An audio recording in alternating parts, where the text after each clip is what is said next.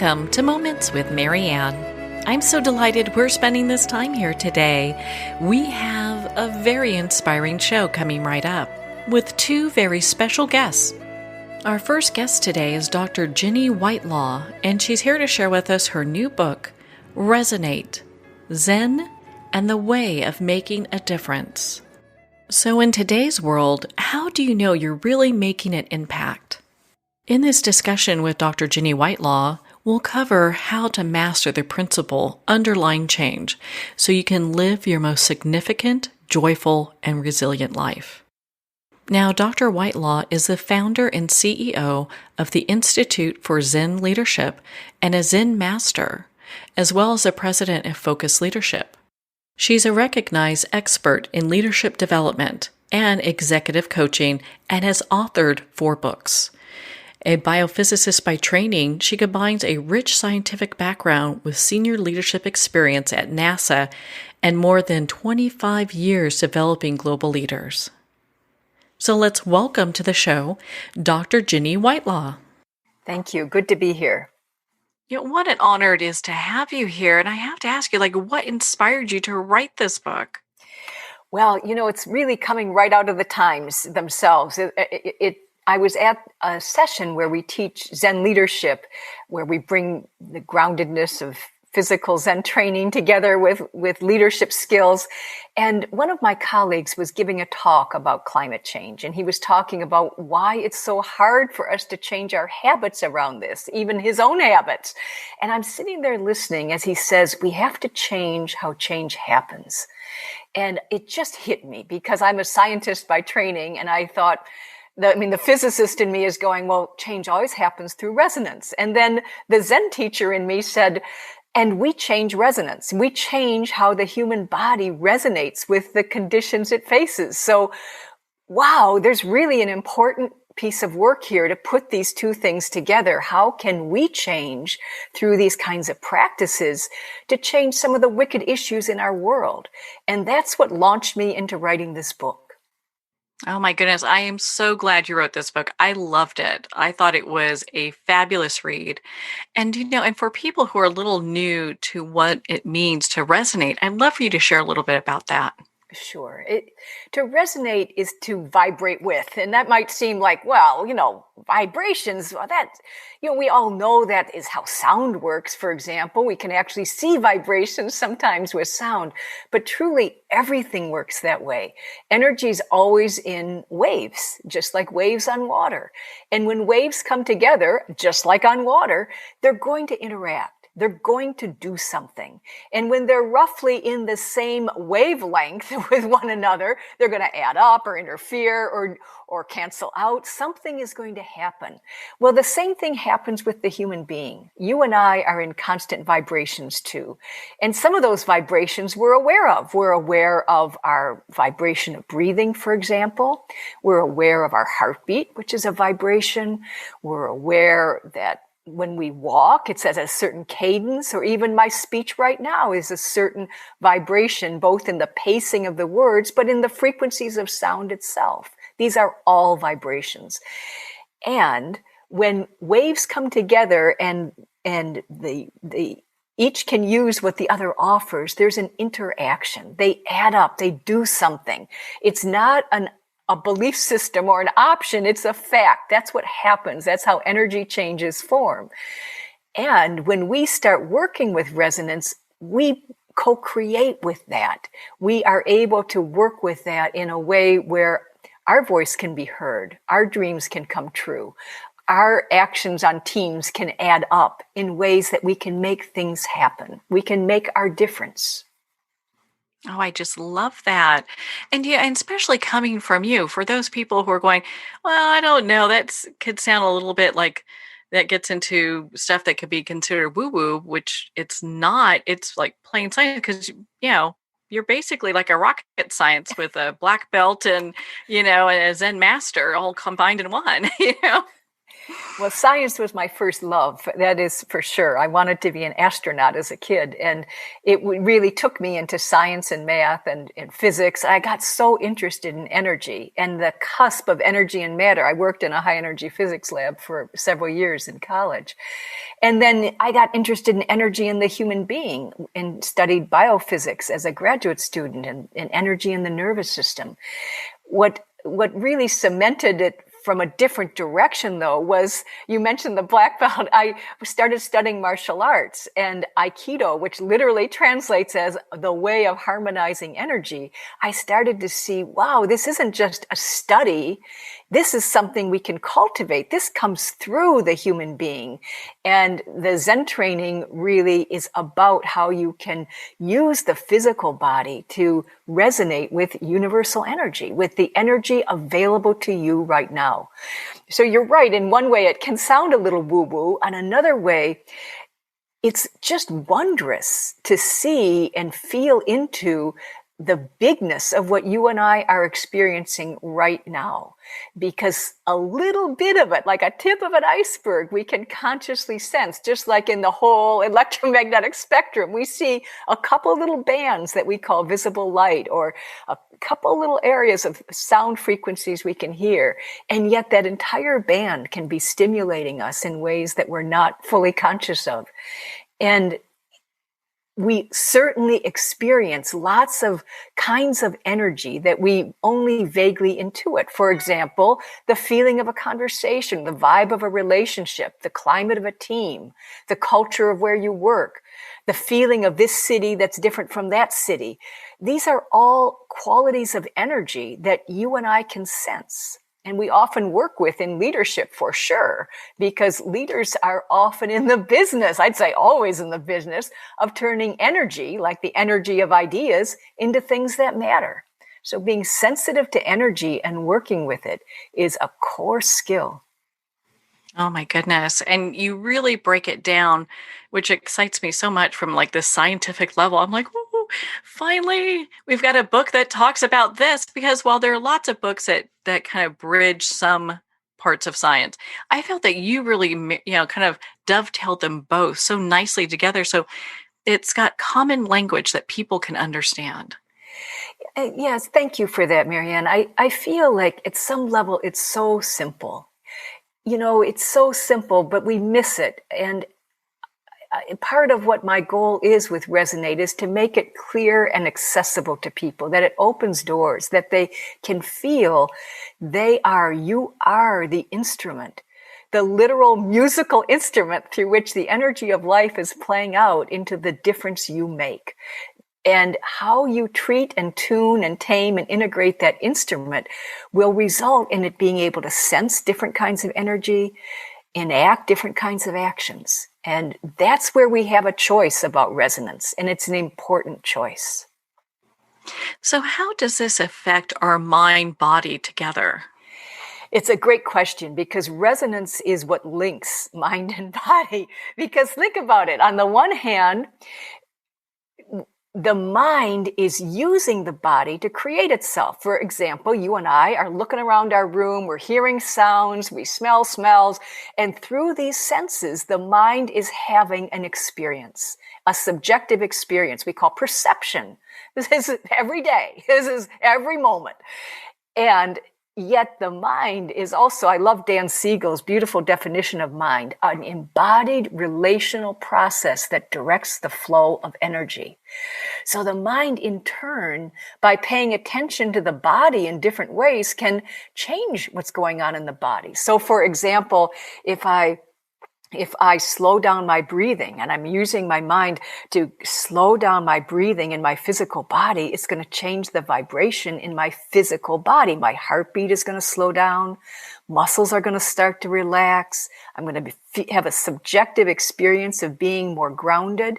And objectively, if someone was watching me, they'd see I look more grounded. Or if they had a little measurement of the magnetic field around me, they whipped out their little magnetometer, they would see that my field changes as my heart and brain come into synchrony, this is all wonderful research from the Heart Math Institute, and there's a certain frequency at which that coherence is possible.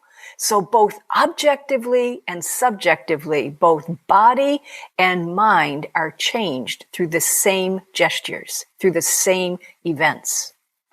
Wow, that's so impressive. I know a lot of people are going to see if they can order that meter right now. Where am I at on the scale? You know, That's right. But all kidding aside, it's amazing how it seems that it's so simple. I think that's a lot of times why people kind of just brush it off. It's like, oh, that can't possibly be how this all connects. And is this something that also can help us heal from like trauma and maybe patterns and habits we have? Oh, very much so. Because the mind, in directing energy, can also go to those stuck places in the body where we're holding trauma.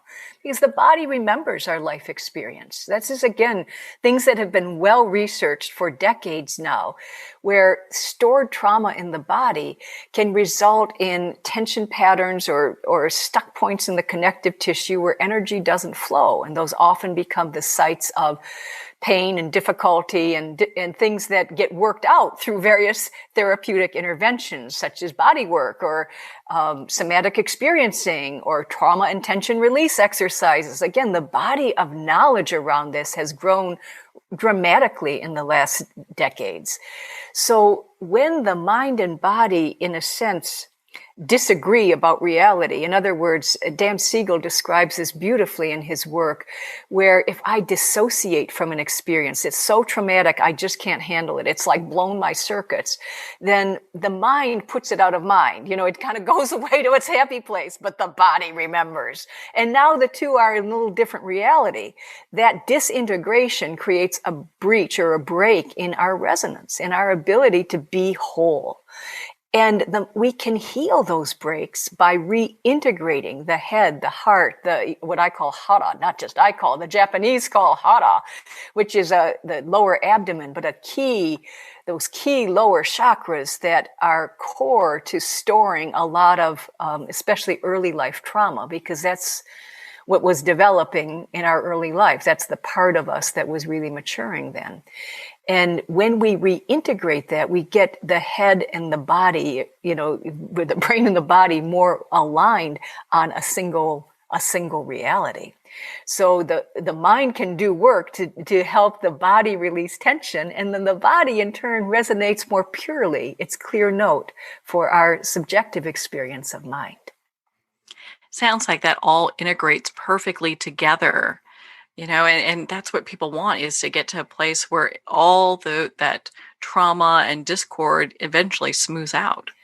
Well, it's right. The trauma in some ways is a great teacher. The difficulties in life can be a great teacher, but we want to somehow resolve it, as you said, to not let it just undo us or have us live in shards, and in small pieces.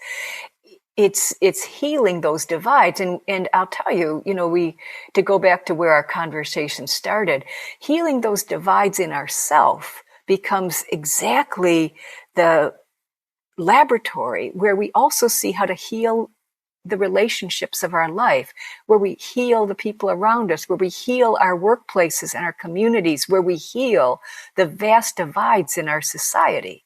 When we can do the inner work, we can do the outer work. Oh, that is so amazing. And it's so true. I mean, you read your book and it's like, of course, you could see how this all falls together. It makes perfect sense. And it doesn't happen another way. It's not like we can fake the system out and ignore the inner state and think the outer state is going to be all wonderful. The two go together, as you say, Marianne.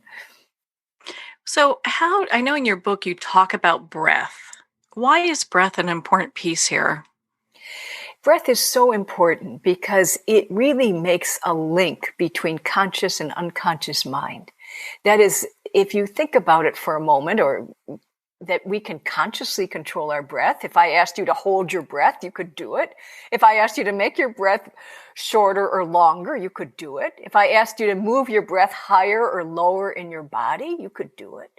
And yet, before I asked you to think about breath, you were clearly breathing. So it shows us how it's crossing a boundary between conscious and unconscious mind. It's connected to parts of our autonomic nervous system. It can be a deeper ambassador for change than our conscious mind alone. It can get in there and work things that we don't have conscious access to. So that is where breath can settle things down. It's also really been shown, again, by the heart math folks, that there are certain frequencies of breathing that allow coherence through our entire system. By coherence, I mean waves add up. I told you earlier, we use the example of waves on water. When they come together, something's going to happen.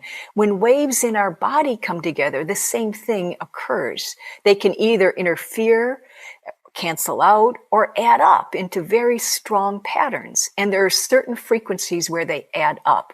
By getting our breath down to just 2 or 3 times a minute, we're hitting a frequency where we can get our head, our heart, and our hara, our lower abdomen, all working within the same frequencies.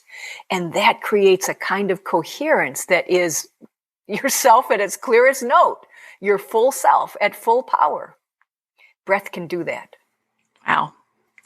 I loved how in your book you talked about how our body it basically is making music in many ways. So there's the music of the chakras.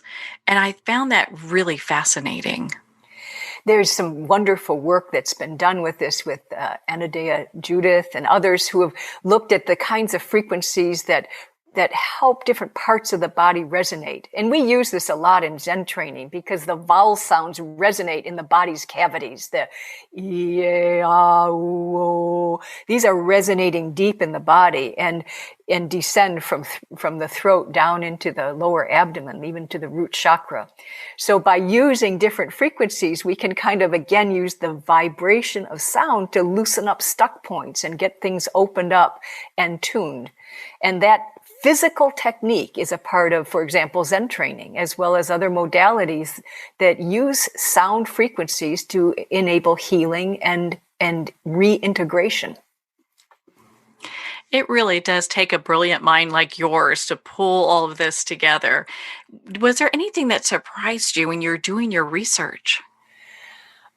Well, I thought I understood resonance when I started writing the book, but the more I wrote, the more it unveiled its wonder to me. So I think what surprised me was just how big it is that, and in a way, how it invites us to live our most significant life, but also with the greatest ease, the greatest joy, the greatest resilience. In other words, there's a way to live where, Marianne, we're not fighting the current. We're not bumping up against the splinters of life. We're not a frantic I trying to make her difference. We are catching the rhythm of the dance, of the music that is playing through our own body. And then because of how it comes through us, out comes certain actions. Certain things inspire us that are your work to do or my work to do. If we follow the naturalness of that, nothing could be easier than ringing that true note, that clear note that we are.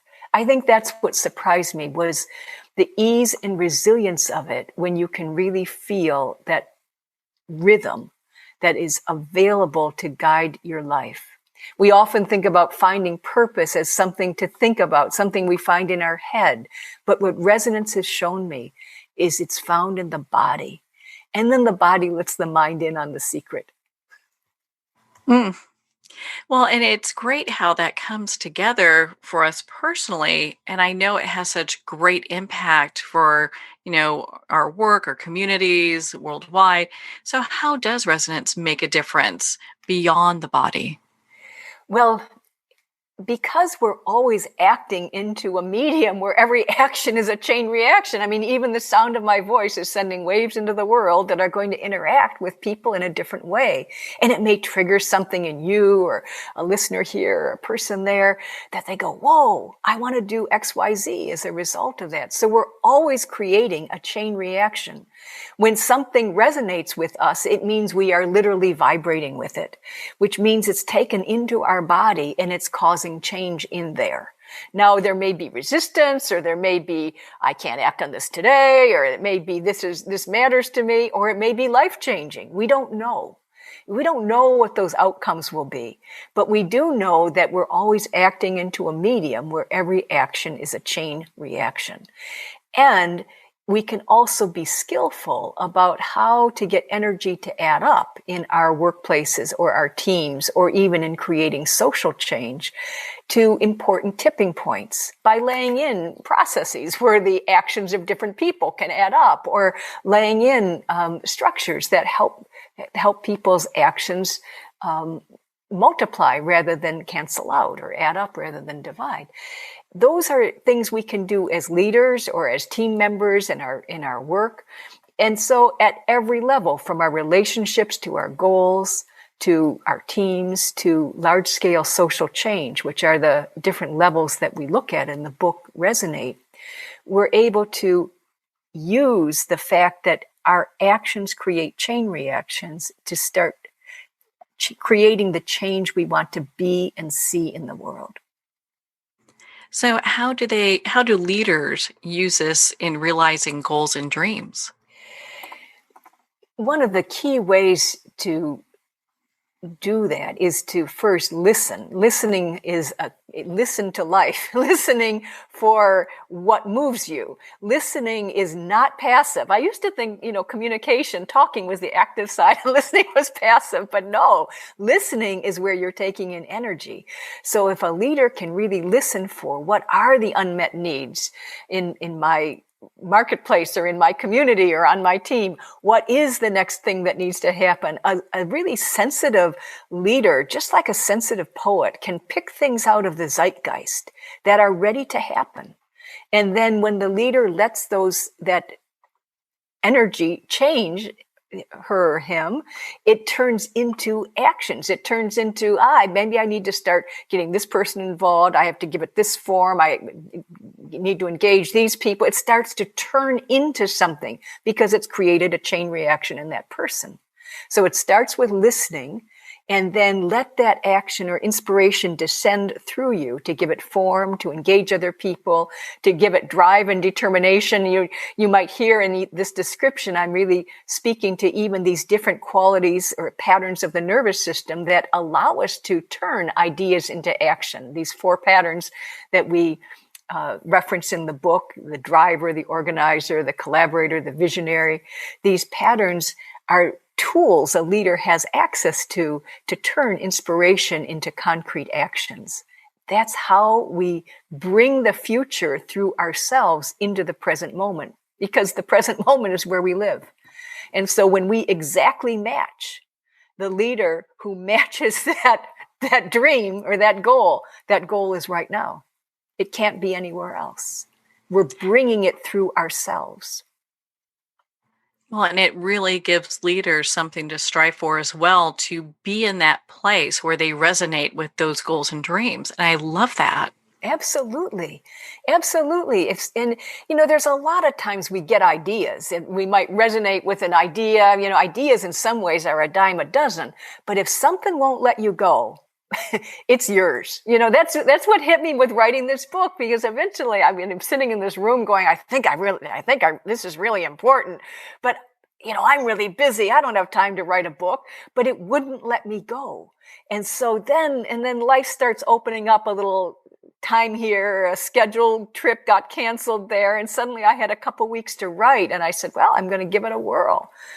That's what happens when we listen to life. We have an idea. Well, is it really mine or not? If it won't let us go, if it really keeps building or gnawing on us, then I have to say, let it change me.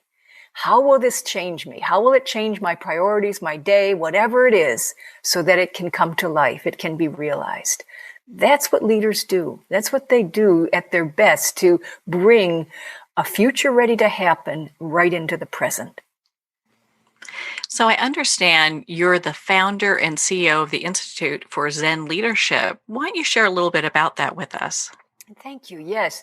It's where we bring the physical training of Zen, this way of changing resonance, together with real leadership skills and strategies and practices to help people be more resourced in how to lead just the way I've been talking about, and how they can change themselves, their relationships, their systems, whatever level at which they're working or care about. And we've been bringing leaders to and through these programs since 2012. This year, we're now in the COVID times, these are now programs online. So they're available to people anywhere in the world.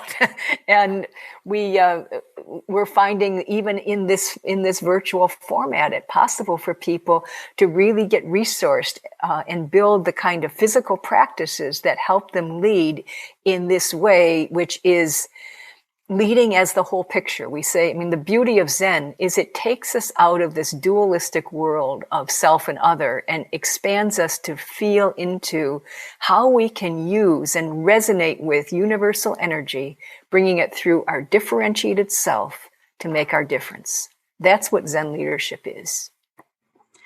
Well, I just love your book. I felt that it was such a great resource, and it really dives into how to do this in a way that I don't think has ever been explained before. So I was so excited when I got my copy. My goodness, we could talk all day long, Jenny. Where can our listeners connect with you and be part of your community and learn more about your work? Oh, thank you, Marianne.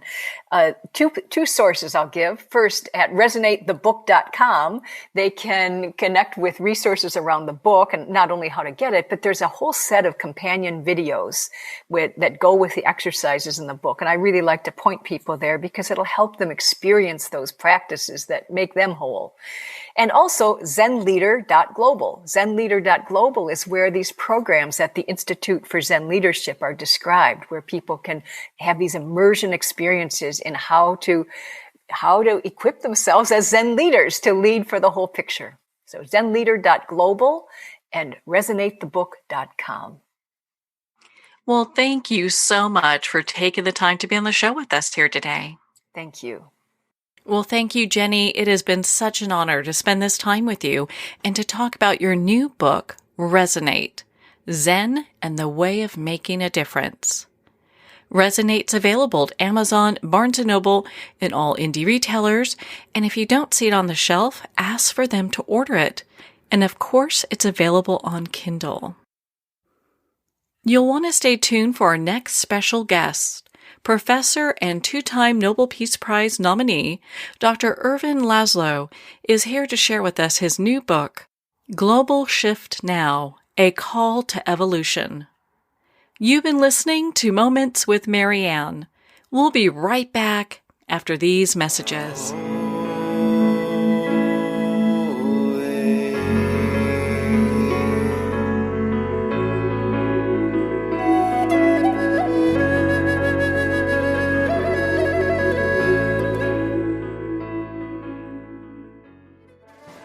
Internationally recognized and award-winning author Judy Goodman works and teaches outside the box of limited thinking. Working with people from every walk of life, her goal is to empower you to be the best you can be, no matter what the challenge is. Born with the gift of seeing beyond our normal vision, she has an extraordinary gift of working with every challenge. Teaching beyond conventional wisdom, her work is described as life-changing. Visit judygoodman.com. That's judygoodman.com.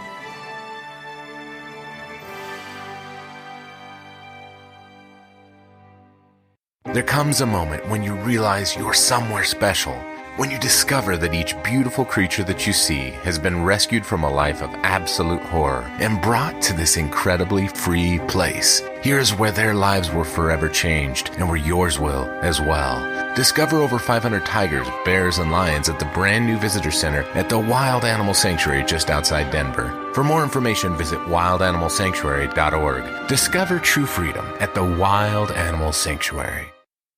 Have you ever had the sense that your thoughts might actually be doing something? Ancient secrets of manifesting have been masterfully revealed in the award-winning book Manifesting 1, 2, 3 by Ken Elliott. For the first time, the author's experiences and stories in this book describe exactly how your thoughts can create anything. You've been doing this all your life, but it's never been fully explained for you until now. Visit manifesting123.com for more information today. Manifesting123.com.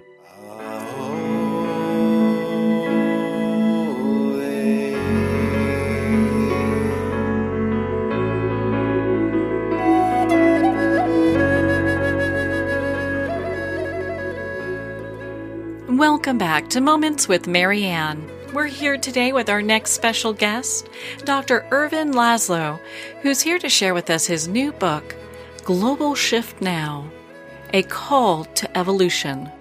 Now, Dr. Laszlo was twice nominated for the Nobel Peace Prize.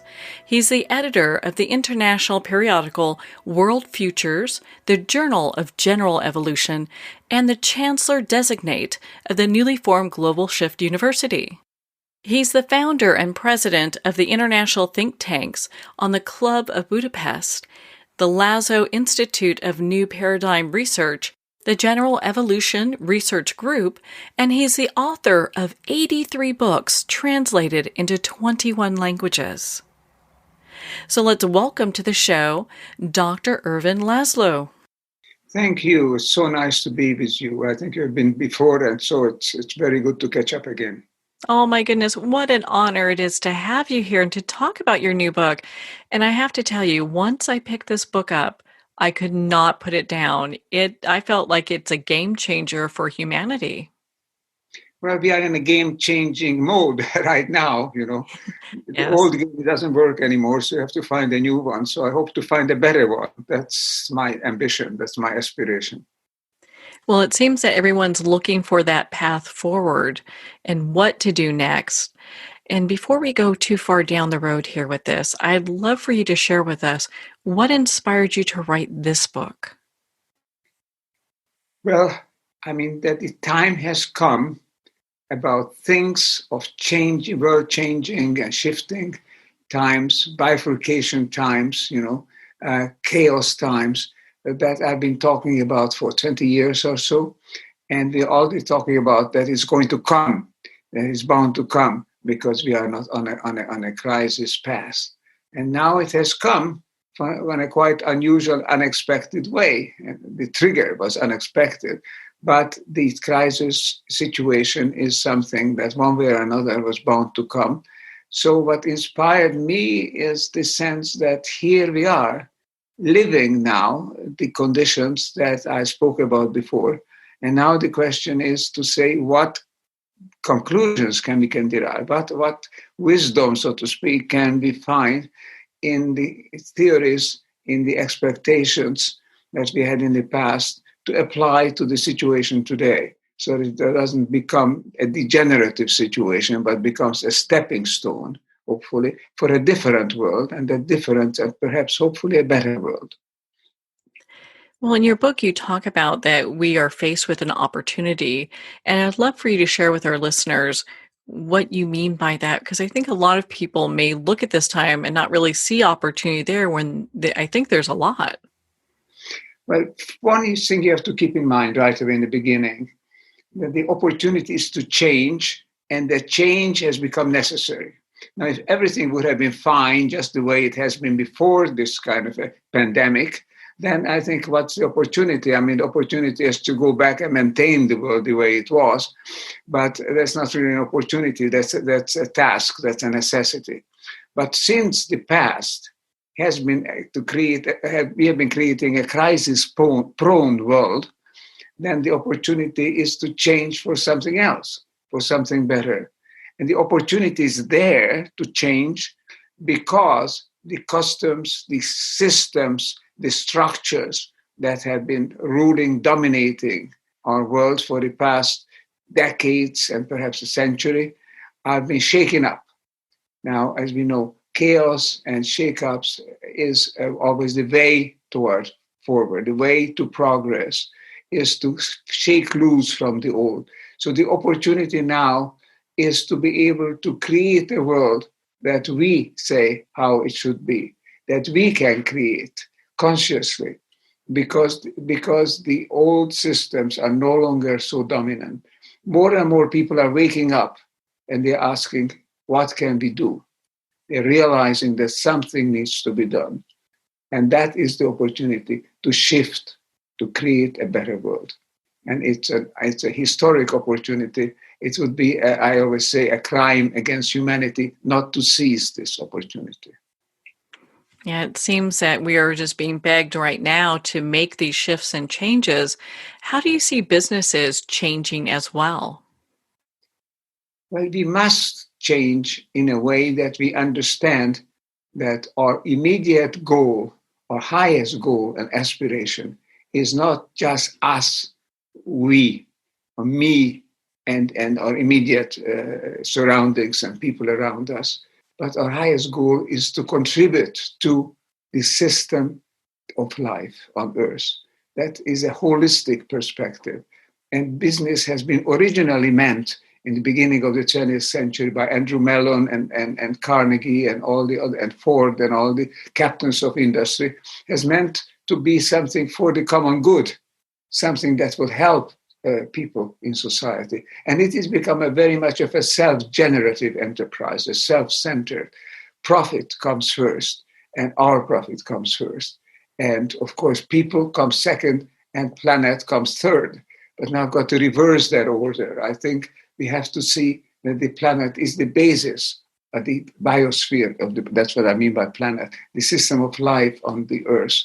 That is the system that we need to maintain in a flourishing state, because then something is possible for us. It's possible for us to maintain ourselves, to live, to flourish, to thrive in this world, instead of facing more and more climates, more and more crisis and chaos.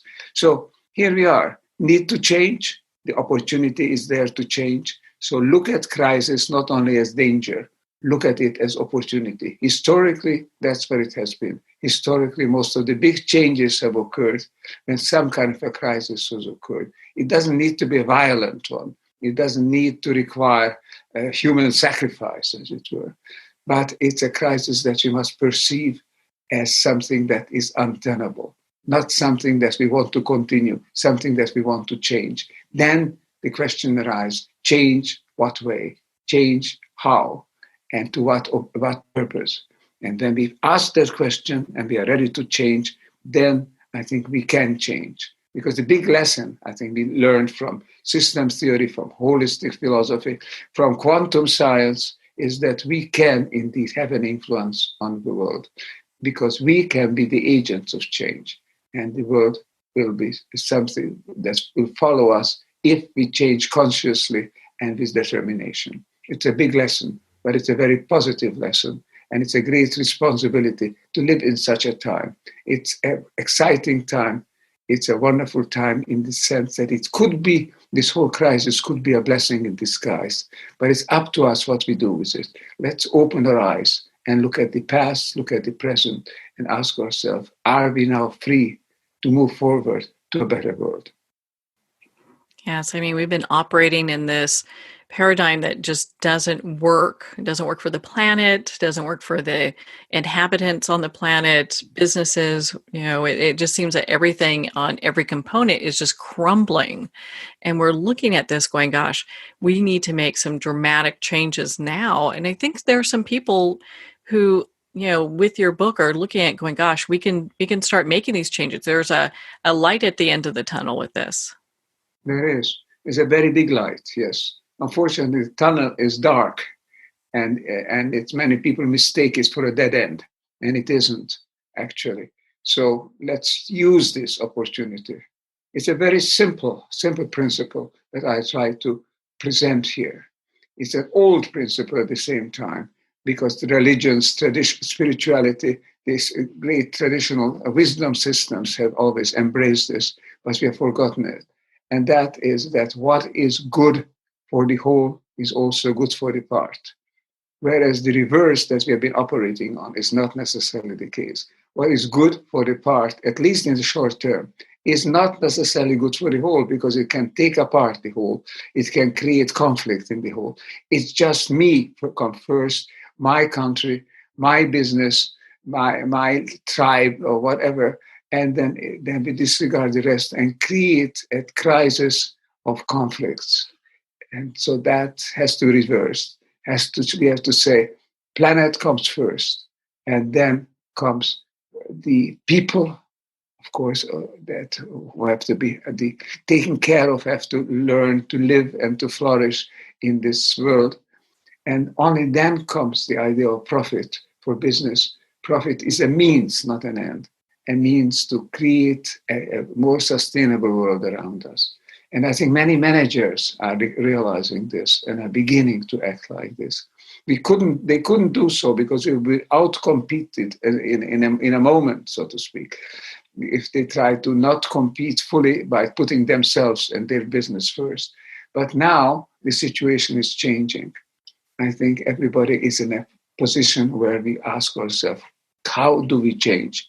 And any leader in this change, a business leader, a political leader, a cultural leader, a social leader, a young person, or is a leading personality, a leading voice, can have a multiplying effect, can have an effect which simply nucleates and blows up.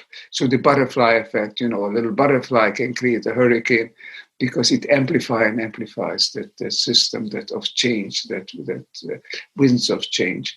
And so this is our chance, and it's an exciting time to live, and it's not difficult to grasp. Don't put always just yourself first and forget the rest. Put ourselves together first and have togetherness and have the oneness that's the young people are talking about. Have the love that young people are talking about. That comes as a major element of the world. Used to be a utopia, used to be an idealistic aspiration. Now it becomes a necessity, and it also becomes a possibility. That's the chance. That's what we cannot miss anymore. Yeah, it seems that the younger generation now is so geared for what they can do as far as making changes for the planet, that they're all about this. And we have a responsibility to make sure that we give them a planet that is at least in decent shape. Exactly. This is why I say I have a chapter that says looking back, seeing what kind of a world we had. And it's not a question of falling back into that. The way is forward, has to go forward, has to build something different and more sustainable, more conscious in a way. And so the world that we had before was good for a very small minority who reaped the benefits, who had the power and the wealth to operate in that world. But it was a very small minority, and it's tended to operate at the expense of the great majority, of the vast majority of people. So that has to reverse. Now people themselves have to rise up, have to become conscious and pull together and create the change that enables all people to live. We have the resources, we have the technology, we have all the means available. What we need is the will. The so-called famous political will that we always talked about is missing. Now the will is forced on us. The will is necessary now. So I'm optimistic in that regard. There is a chance up to us to take that chance. And it seems to me that because young people are always asking, more and more asking, as you say, what can we do? How can we build a more sustainable world, a better world for all people? Because of that inquiry is going on, there is an openness. So I always say the first thing to do, when it's asked, what shall we do? The first thing you do is open your eyes. Open your eyes to see what you had, how it is, why you cannot sustain what you had, why it's a good thing among several things that we cannot sustain. Why it's a good thing? Because it will just create worse and worse conditions. The accumulation of power and wealth and money, all that is created a dead-end street. Good for a smaller and smaller minority, and more desperate and dead-end for the great majority. So as long as we open our eyes and see the world that was behind, that we left behind, the world that is being shaken up now, if we can see that, then we find, yes, we can join together and create a world which operates as a whole, where every part is interacting with every other part, and where every element of that, every 7.5 billion cells of this world can act in such a way as to maintain the whole world, and not only maintain themselves and to heck with the rest. Yes, I mean, even at the cellular level, we're so connected. You look at that, how our cells connect with each other and how we connect with each other on this planet and with our environment. I think your book really helps people to look at things in a different way, maybe than they've ever looked at before. Well, this is our times. Raise the question, And I like to just say things in my publications, say things that where people say, yes, I knew that. I'm not saying anything radically new. I'm saying that people instinctively knew, but young people always have known. Young people know from the very beginning of their awareness and consciousness, know that we belong together, that we are forming as something which is larger than each of us separately. And spiritual traditions, the religions, when insofar as not dogmatic, but go into the deeper spiritual experience level, they have always championed this, the wisdom traditions. Yes, that we are truly a part of a larger whole. And that is, I think, the recognition that we need to ask ourselves, then what can I do as a conscious, purposeful part of that larger whole? The answers will come, whether you are in business, in education, in science or culture, whatever aspect of society, in social media, the answers will come once you sort of set yourself open, not look at your immediate interests independently of the rest, and recognize, let me add this, recognize what Einstein has been telling us. Separations or separateness in this world is an illusion. It's prompted only by a perception of seeing things as though there will be one thing here and another thing over there. Separateness is an illusion. The new sciences, relativity theory, but even more so quantum sciences tell us there is no separation. All things are connected instantly and deeply. So that whatever happens to one thing also happens to other things. That is a new insight. It's an old insight, but it's time to learn it now. Well, Ervin, thank you so much for taking the time to be on the show with us here today. And it was great to be able to chat about these things. I think it become more and more vital to do so. And then the media can raise these questions and can give an opportunity to bring up possible ways of tackling these issues, these problems. I think that's a tremendous service because communication, consciousness, these are the key elements for creating a better world. Well, thank you, Dr. Laszlo. It has been such an honor to have you here and to talk about your new book, Global Shift Now, A Call to Evolution. If you'd like to learn more about this book and also all the other great books that Dr. Laszlo has, you can visit his website at laszloinstitute.com for more information. Global Shift Now is available on Amazon and Kindle for download. Well, we're at the end of our time today. I would like to thank everyone for tuning in. You're listening to Moments with Marianne. And remember, make every moment count.